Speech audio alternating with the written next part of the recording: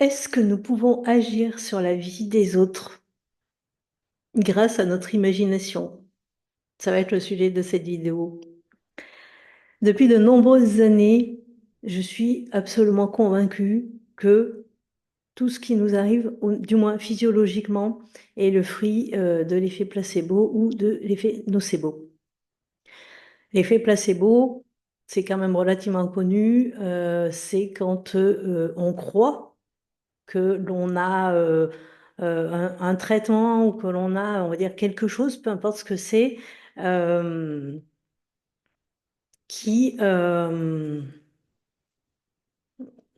qui, on va dire, scientifiquement n'a aucune substance active ou aucune preuve justement qui fait que ça pourrait avoir un effet, mais qui fait que ça a un effet. C'est-à-dire, c'est des personnes, par exemple, elles ont un problème physiologique, elles ont un problème, voilà, elles ont une maladie, une pathologie, quelque chose, et on va, le médecin, quelqu'un, enfin, va leur donner un traitement, mais qui ne contient pas de substance active, donc on va dire un placebo. Et ces personnes, alors, soit guérissent, soit vivent une rémission, soit vivent une grande amélioration. C'est ce que l'on appelle l'effet placebo. Voilà, il faut savoir que pour n'importe quel médicament qui est aujourd'hui mis sur le marché, il y a des études qui sont faites comme ça avec ce qu'on appelle des groupes placebo. C'est-à-dire, c'est des groupes de personnes à qui on a donné un pseudo-traitement, mais qui a des résultats. Voilà. Et l'effet nocebo, ben justement, c'est l'inverse. C'est-à-dire que c'est des personnes à qui on va donner un, un traitement, par exemple, euh, un traitement qui peut contenir des substances actives ou qui n'en contient pas, justement, et c'est là que c'est qui n'en contient pas, par exemple, mais qu'on va leur dire, voilà, il peut y avoir des effets secondaires, ça. Et les personnes prennent ce traitement et elles vont déclencher tous les effets secondaires. Alors qu'à la base, c'est un placebo, c'est un nocebo, il n'y a rien. On va dire que c'est un traitement qui est neutre, voilà, qui ne contient rien. L'effet placebo, c'est quand vous avez un effet, on va dire, positif à partir de quelque chose qui normalement ne devrait pas avoir d'action. Et l'effet nocebo, c'est quand vous avez un effet négatif à partir de quelque chose que normalement, ça ne devrait pas être le cas. Donc voilà. Donc moi, mon point de vue aujourd'hui, en tout cas, c'est que ça fonctionne quand même beaucoup comme ça. On a un effet placebo, un effet nocebo. On peut avoir un effet nocebo avec un traitement qui est soi-disant actif, curatif et tout ça, mais que personnellement, on n'y croit pas, on le rejette, on n'est pas prêt, on n'est pas sûr, on a plus la tête sur tous les effets secondaires que sur tous les effets bénéfiques. Et donc, du coup, on va déclencher tous les effets secondaires parce qu'il faut bien venir confirmer notre croyance. L'effet nocebo, ça peut être aussi l'effet du diagnostic. C'est-à-dire quand vous allez voir un professionnel de santé ou quoi, parce que bon, vous avez peut-être des douleurs ou je sais pas, et, euh, et que là, ben, on vous dit, ben voilà, il y a peut-être ça. Et là, à partir de là, vous commencez à gamberger. Vous passez pas du peut-être, vous restez pas au peut-être, vous passez directement à ben, j'ai ça en fait. Et donc, bim, ça y est, vous commencez déjà à imaginer ben, tous les potentiels du coup liés à ce possible diagnostic. Et l'effet placebo, ça va être l'inverse, justement, c'est que vous y allez pour... On va vous dire, ben, vous avez peut-être ça, et vous passez du peut-être à ah non, pas du tout en fait. Et donc, vous passez de l'autre côté, et donc, vous allez commencer à imaginer en fait ben, votre vie sans ce truc, et forcément, vous choisissez du coup ben, une autre ligne en fait. Voilà. Donc moi, ça fait très longtemps que je fonctionne comme ça. Et par contre, à un moment, bah, dans mon cheminement, en 2021, il me semble que j'étais donc c'était à la fois un mentor, hein, un accompagnement, un coaching, enfin, c'était un peu tout. C'était surtout une transmission de connaissances, mais pendant 4 mois, à hauteur de 4 heures par semaine, donc j'ai été en contact avec un métaphysicien qui du coup bah, m'a transmis un peu bah, toutes sortes de connaissances, on va dire, enfin en tout cas de par rapport à son prisme à lui et par rapport à où il était à ce moment-là. Et à un moment, donc, on parlait de ça, l'effet placebo, l'effet nocebo, tout ça, et le sujet est venu sur le fait de ben, comment ça marche en fait quand les personnes sont dans un état genre un coma, des personnes qui ne sont pas en mesure de dire j'y crois pas en fait, voilà. Et on le voit notamment par exemple dans les centres de grands brûlés ou des choses comme ça. On le sait aujourd'hui, hein, où il y a des équipes de prière, où il y a des barreurs de feu qui viennent, il y a des soins, on va dire, qui sont transmis, des soins, on va dire, alternatifs, des soins, on va dire, voilà, qui n'ont pas à voir avec le côté allopathique. Et, euh, et ça marche. Voilà, c'est-à-dire qu'il y a des personnes, on voit des effets d'amélioration, des effets de rémission, des effets ouais, de guérison. Donc là, on s'est posé la question, on s'est dit, mais, du coup, bah, comment ça marche? C'est quoi en fait? Qu'est-ce qui se passe? Parce que si la personne, elle est dans un état où elle ne peut pas, c'est parce que c'est le mental hein, qui va dire à la rigueur, j'y crois pas. Euh, Elle n'est pas dans cet état-là, elle peut pas dire j'y crois pas. Donc ça veut dire que ça se passe ailleurs, à un autre niveau. Et, euh, et voilà, moi j'étais restée un peu avec cette question en suspens quand même, en me disant bon, ok, il y a des personnes voilà qui guérissent parce que bah, il y a l'effet placebo. Ok, il y a des personnes qui au contraire tombent malades parce que l'effet nocebo. Euh, Mais du coup, comment ça se passe pour ces personnes qui n'ont pas cette capacité-là à pouvoir dire les choses, à pouvoir communiquer? Donc, la transmission se fait à un autre niveau. Et du coup, je m'étais dit, ben, c'est peut-être parce que justement, les personnes n'étant pas en état mental de pouvoir dire oui, non, euh, l'information se transmet. Mais du coup, je me disais, comment en fait? Qu'est-ce qui se passe? Et, euh, et donc, dernièrement, bah, j'ai fini par, voilà, c'est venu à moi. Je voulais partager dans une précédente vidéo, moi, des mots comme, euh, des mots comme l'univers, la source, voire même Dieu, tout ça, moi, ça me laissait, j'arrivais pas à connecter avec ça, en fait, j'arrivais pas, je comprenais pas. Et par contre, l'imagination, oui. Peut-être parce que ben voilà mon côté artiste et tout ça, donc forcément pour moi ça l'imagination voilà ça a beaucoup de sens et là pour moi avec l'imagination du coup je peux comprendre après pourquoi dans cette perspective on va dire dans cette manifestation tridimensionnelle il peut y avoir des choses très belles et il peut y avoir aussi des choses très moches. Voilà. Et quand je parle de moche je ne parle pas d'un point de vue subjectif hein, je parle de comportements humains qui sont pas du tout voilà. Et là, oui, je peux du coup le concevoir, ce truc, que c'est l'imagination qui, du coup, peut embellir, peut enlaidir, peut faire vivre, peut tuer, peut faire mourir, peut faire, voilà, peut faire guérir, peut faire tomber malade. Là, du coup, déjà, ça me parle. Mais je me disais, mais comment, du coup, ça peut être possible pour soi, oui, mais après, est-ce que c'est possible pour les autres? Et c'est là que du coup, ça vient relier le fait que, ben, un, il n'y a pas d'autre. Donc ça, voilà, c'est un sujet. Il n'y a pas d'autre, il faut le comprendre. En gros, il n'y a pas d'autre, il n'y a qu'une seule conscience, qu'une seule grande conscience qui fait l'expérience d'elle-même. La conscience étant l'imagination, qui fait l'expérience d'elle-même à travers différentes images, on va dire. Et ça rejoint du coup aussi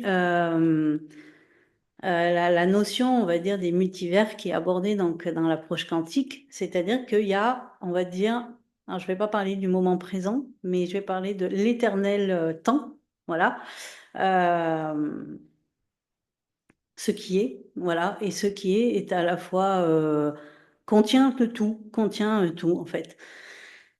Et c'est illimité puisqu'avec l'imagination, on est sans arrêt en train de nourrir ça et ce truc nous nourrit. Enfin bon, bref. Et, euh, et là, oui, du coup, ça prenait du sens parce que je me disais, OK, en fait, il y a l'imagination qui répond, on va dire, à une demande. Ah, il y a le moi, la personnalité, et puis il y a le plus grand moi, j'ai envie de dire.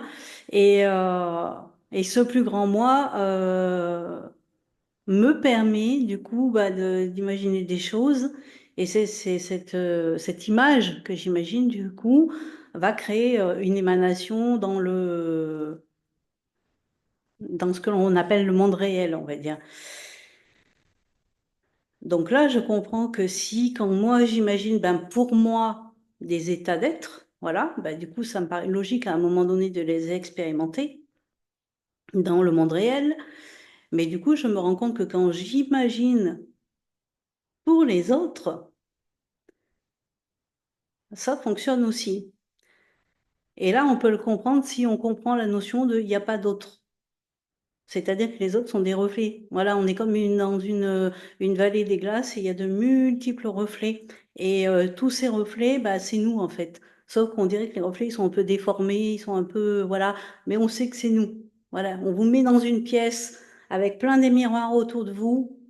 Euh, mais ces miroirs vous renvoient une image un peu différente, on va dire, et pourtant il n'y a que vous au milieu. Vous savez en fait que c'est vous, même si ce que vous voyez ça va troubler vos sens parce que vous allez vous dire, mais non, mais hein, je suis pas cette femme, ou je suis pas cet homme, ou je suis pas. Et en fait, quelque part, mais vous le savez parce que vous êtes seul dans cette pièce avec tous ces miroirs. Donc, on va dire que c'est un peu ça, en fait. Quand vous allez comme ça dans la vie et que vous rencontrez des personnes, ces personnes sont ni plus ni moins des émanations de vous. Vous les avez imaginées.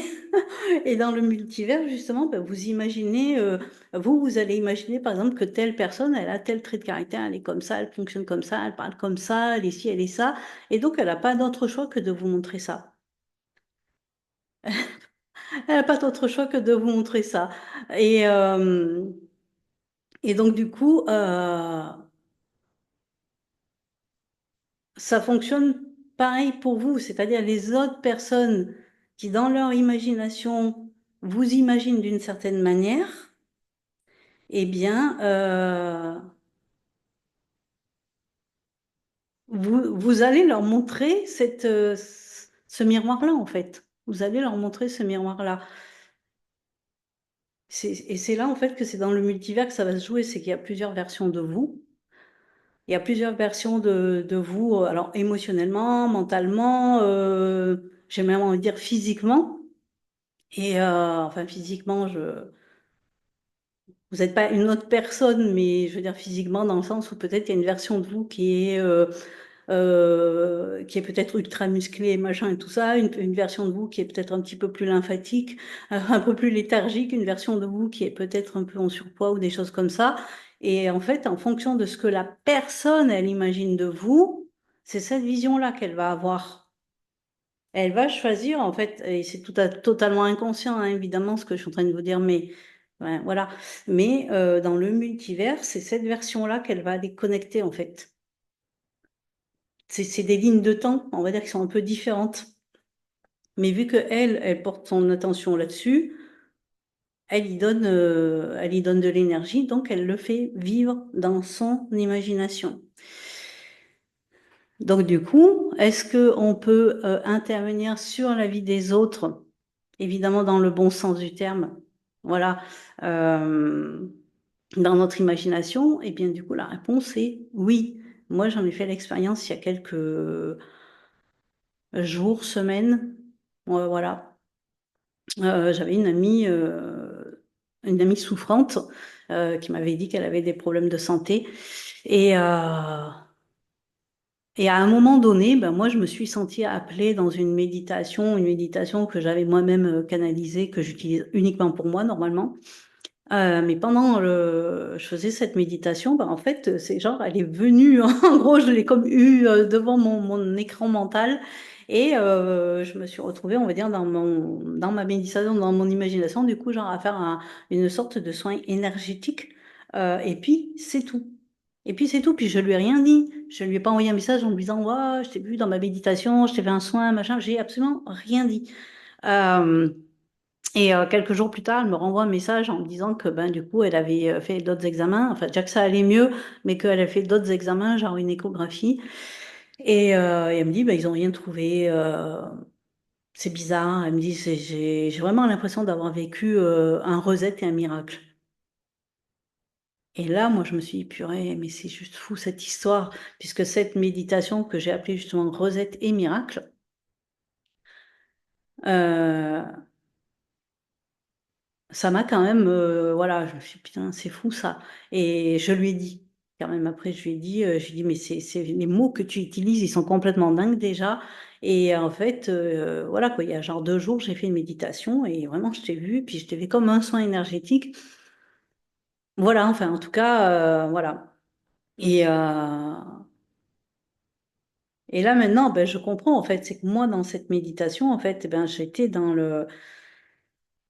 C'était pas le petit moi, c'était un moi plus grand, on va dire, mais qui était en train d'intervenir et intervenir avec une certitude que de toute façon, il allait y avoir un, on va dire, comment dirais-je, un cassage de code et une redistribution. En gros, voilà.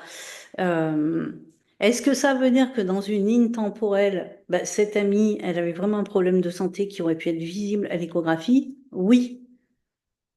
Et en même temps, il y avait une autre ligne temporelle où cet ami passe un examen et finalement, il n'y a rien.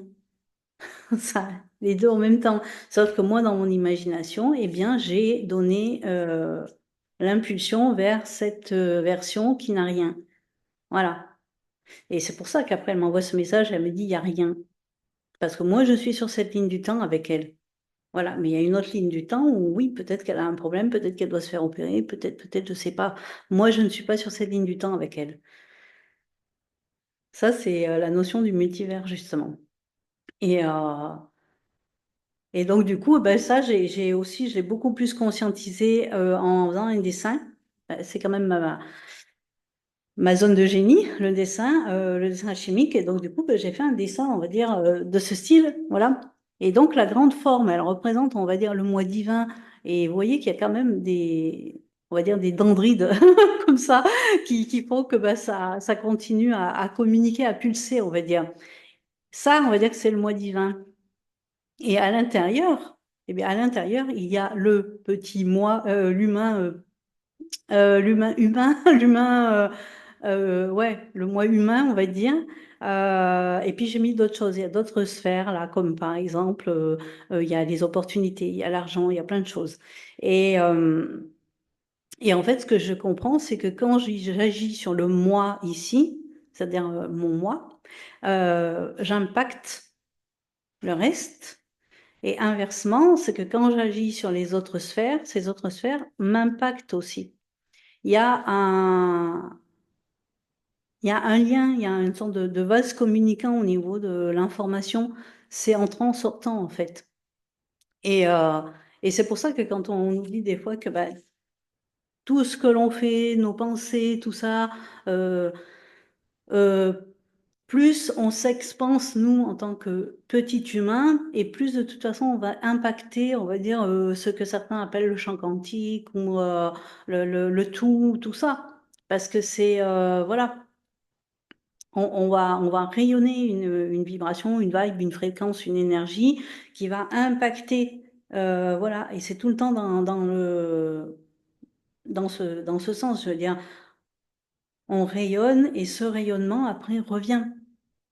C'est le système de l'Ouroboros. Je veux dire, on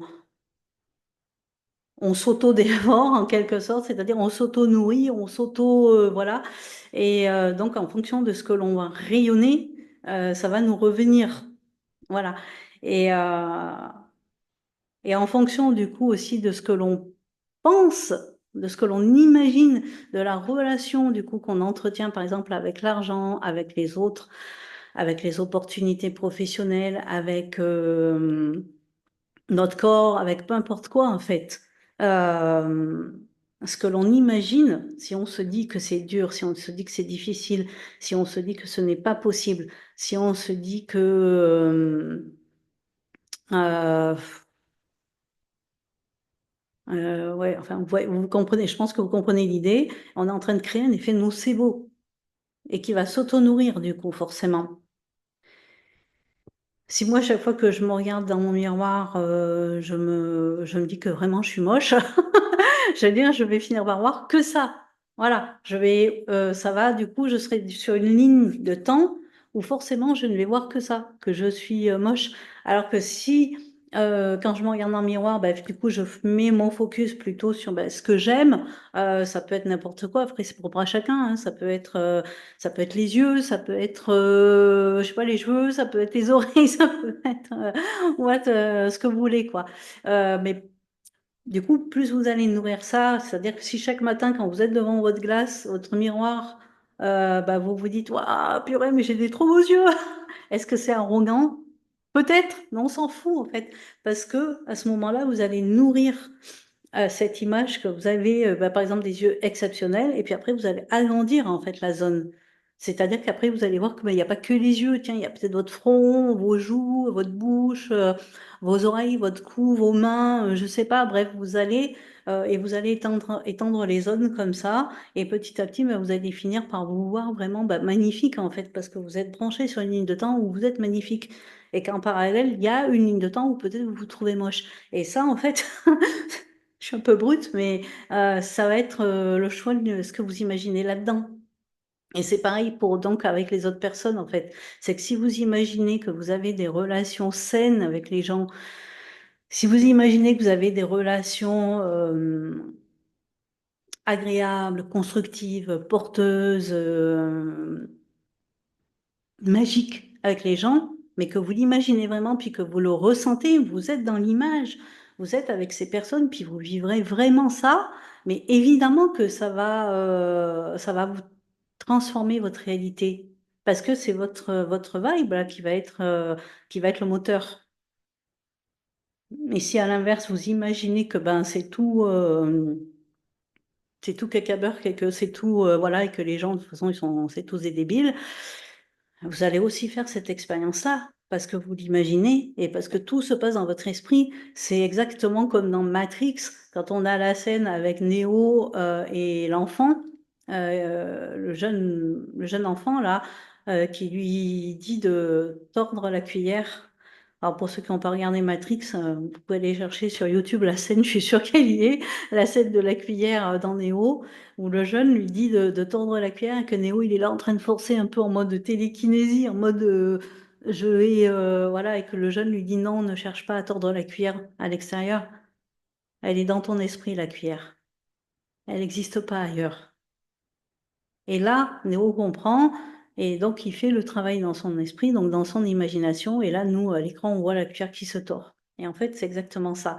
C'est que dans un espace-temps, dans une ligne temporelle, il y a la cuillère, elle est droite, et dans une autre, elle est tordue. Et c'est tout. Et c'est un choix.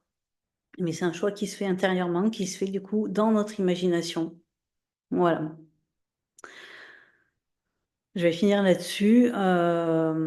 Je vous rappelle que le dessin alchimique, c'est justement une méthode de dessin qui vous permet ben, de vous relier à vous-même et à travers vous-même, ben, à tout, du coup. Voilà, à tout. À travers vous-même, en faisant ce genre de dessin, vous pouvez vous relier à votre corps. Donc là, j'ai un programme qui s'appelle les messages du corps, des corps même, puisque c'est le corps physiologique, le corps émotionnel, le corps mental. Vous pouvez vous relier à des états d'être, à l'apaisement, à la sérénité, la paix intérieure. Donc ça sera plutôt le programme serein et apaisé. Vous pouvez vous relier à des fréquences de leadership, d'audace, de talent, de powerful. Et ça sera plutôt le programme champagne et paillettes. Et après, ben, il y a les autres programmes, on va dire, qui sont des programmes beaucoup plus complets, beaucoup plus euh, ouais, plus complet. Voilà, parce que bon, on va vraiment dessiner sur bah, comment lever une limite émotionnelle, une limite mentale, comment se relier à un objectif, comment se relier à nos ancêtres, comment se relier à une autre personne, quelles sont les valeurs de la relation, par exemple, avec une personne ou avec une situation ou avec une autre version de nous-mêmes, justement. Voilà. Euh, c'est le dessin alchimique, c'est si vous voulez, c'est que chaque ligne est une ligne d'information, mais donc chaque ligne, en quelque sorte, c'est comme si c'était vous qui vous baladez je sais pas moi, vous vous baladez dans un endroit, dans un magasin, dans un lieu. Donc, chaque ligne, on va dire, vous êtes une ligne, en sachant que toutes les autres lignes, c'est vous aussi. Voilà. Et chaque point, comme ça, c'est des rencontres. Donc, c'est exactement comme si vous alliez quelque part, vous croisez des gens, vous rencontrez des gens. Et là, il y a une vraie rencontre qui se crée comme si vous alliez faire les courses, vous rencontrez un ami et vous commencez à parler. Et là, il y a une transformation, il y a un échange, donc il y a un échange d'informations qui se fait. C'est-à-dire que cet ami vient vous parler de certaines choses, vous allez lui parler d'autres choses, on va dire, vous allez partager des informations, et du coup, en fait, chacun va repartir après avec des informations supplémentaires. Voilà. C'est-à-dire que quand vous êtes arrivé à ce stade, il y avait des choses que vous saviez, d'autres pas. Et quand vous repartez, vous repartez avec les informations que cet autre vous a données, qui vous concernent, hein, de toute façon, d'une certaine manière. Et ensuite, chaque couleur, on va dire que c'est comme si vous étiez dans une galerie marchande et il y a des boutiques. Voilà. Et chaque boutique a une vitrine et chaque boutique vend des choses différentes et donc du coup a un message différent. Et bien là, ça va être pareil. Chaque couleur est reliée à un mot ou à une phrase ou un ensemble de mots. Et donc du coup, vous baladez dans ce décor coloré et vous captez comme ça des informations qui viennent des rencontres et qui viennent on va dire, les couleurs, du coup, puisque chaque couleur va être associée à des mots et à des ensembles de mots ou à des phrases que vous aurez choisis auparavant. Donc voilà, c'est ça le dessin chimique. Et jusqu'à il y a quelques semaines en arrière, je n'aurais pas pu vous en parler de cette manière-là parce que justement, je n'avais pas encore intégré complètement cette notion de puissance d'imaginaire, d'imagination. Voilà, je le sentais, mais en même temps, j'arrivais pas à